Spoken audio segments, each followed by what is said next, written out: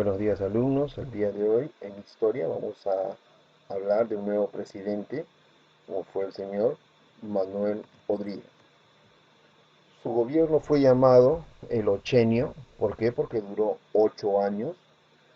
Los 2 primeros años gobernó en una junta militar de gobierno y los últimos 6 años como único candidato ganador de las elecciones.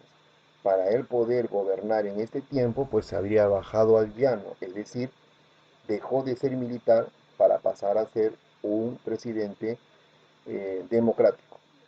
Este Ochenio se caracterizó dentro de su militarismo por la represión y una supuesta corrupción, lo que hizo de su gobierno una dictadura.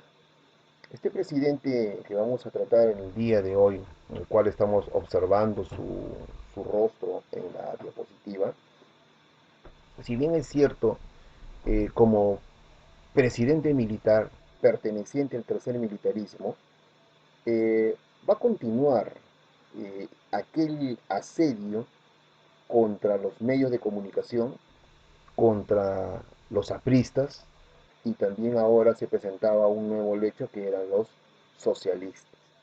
De tal forma que los persiguió y los invitó primeramente a que se retiren de la nación, o sea, los exiliaba, para luego empezar él su famosa restauración entre los años 1948 a 1956. Lo que él buscó fue el retorno a una economía liberal, es decir, una economía exportadora, donde el Perú se vuelva pues un país que necesitaba crecer, pero gracias a las exportaciones de sus productos, principalmente todo lo que correspondía a la minería y a los productos derivados dichos del petróleo y sus derivados. Va a establecer pues una estrecha relación con Estados Unidos, país que realmente a través de préstamos constantes le va a permitir realizar obras a cambio de que Odría les daría los permisos necesarios para que ellos comiencen a instaurar grandes centros mineros aquí en nuestra patria. Mucho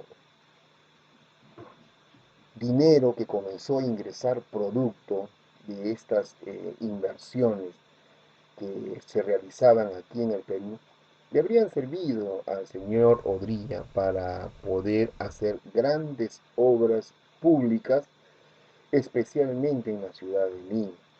Esto le va a permitir que naciones como Estados Unidos vean que la economía del Perú estaba siendo próspera gracias a los recursos que el Perú poseía en su suelo.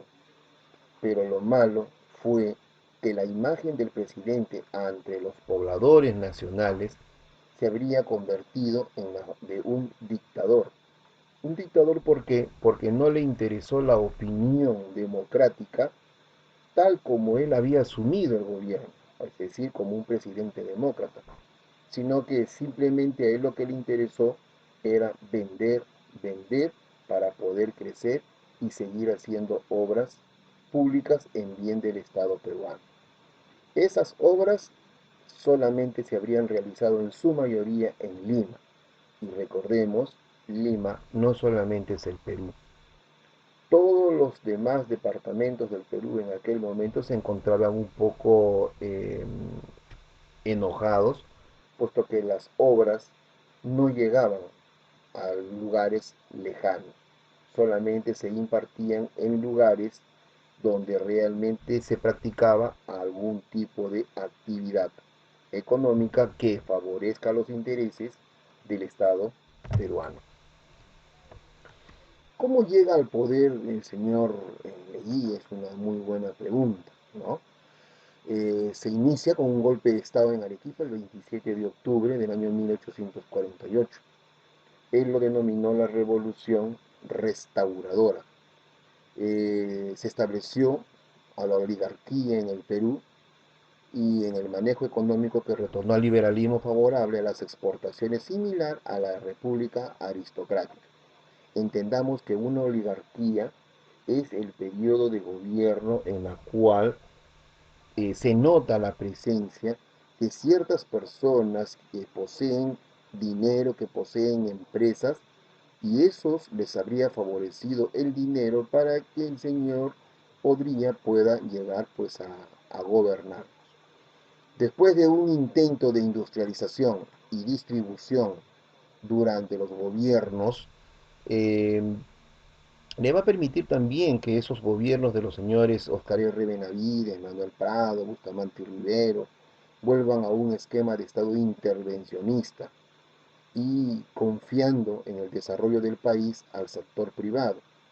Se le confió, pero realmente no les permitió el crecimiento, puesto que lo que lo que Odría buscaba era el crecimiento propio de las empresas nacionales, con las cuales él podría manejar pues muchísimas situaciones y que les permitía a los extranjeros como a los Estados Unidos seguir llegando a nuestra patria estableciendo empresas distintas.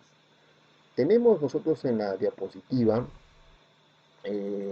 una serie de obras que pasan por las de irrigación, que pasan por las de haber establecido un código de minería, pasan también por la construcción, ¿no? En Lima, como por ejemplo la más famosa obra, el Estadio Nacional, lo que corresponde al Ministerio de Educación, que queda en el cruce de la Avenida Bancay con la Avenida Nicolás de Piérola. Ese inmenso edificio se habría construido en el tiempo del señor Odría, destinado netamente a lo que es el Ministerio de Educación, que hoy en día es una facción del Poder Judicial. También se va, así como se trajo muchas empresas mineras, una de ellas se estableció en la ciudad de Marcona, en el departamento de Ica. Fue la empresa, la Marcona Mining Company, empresa minera explotadora de hierro. Esa empresa pues le habría permitido a Odría establecer pues un buen plan económico para muchos años, y con el dinero de la venta de ese mineral también le habría permitido seguir construyendo más obras, de las cuales el pueblo no decía nada, porque en sus 8 años de gobierno él se dedicó pues a seguir estableciendo más de estas construcciones, pero ahora un poquito, vamos a decirle, alejadas de la capital, pero no llegando aún a lo que eran las provincias, que ese fue el problema que tuvo. Ahora, durante su gobierno se van a construir muchas unidades escolares como Teresa González de Fani, Melitón Carvajal, Alfonso Ugarte, Miguel Grau, Juan Alarco de Damme, etcétera, ¿no? Construcciones que en el segundo gobierno del presidente Alan García fueron remodeladas debido a que habrían ya pasado muchos años y estas construcciones pues ya era necesario una eh, renovación, puesto que los movimientos telúricos de tantos años habían remecido los cimientos y esto conllevaría a la nueva construcción de las mismas. Este gobierno del señor Odría va a continuar también con lo que corresponde al asedio de los partidos políticos, comunistas, apristas, socialistas, puesto que para él invertir el gasto en seguir persiguiendo a estos líderes que solamente lo que buscaban era entorpecer sus propósitos, hizo que realmente continuara con el detalle, pero sabiendo ya el señor Odría que se acercaba después de 8 años de gobierno, ¿no? Un fin a su famoso 80. Nosotros vamos a pasar en nuestra historia de un onceño a un ocheño. Un onceño con el señor Leguía y un ocheño con el señor Odría. Esto significa que en el Perú realmente estos periodos, si bien es cierto, nos van a dejar grandes construcciones arquitectónicas, nos van a dejar grandes dividendos económicos, lo malo es que estos periodos tan extensos de gobierno van a significar que los gobernantes se perpetren en el poder, no quieran salir y solamente fueron sacados por un golpe de Estado.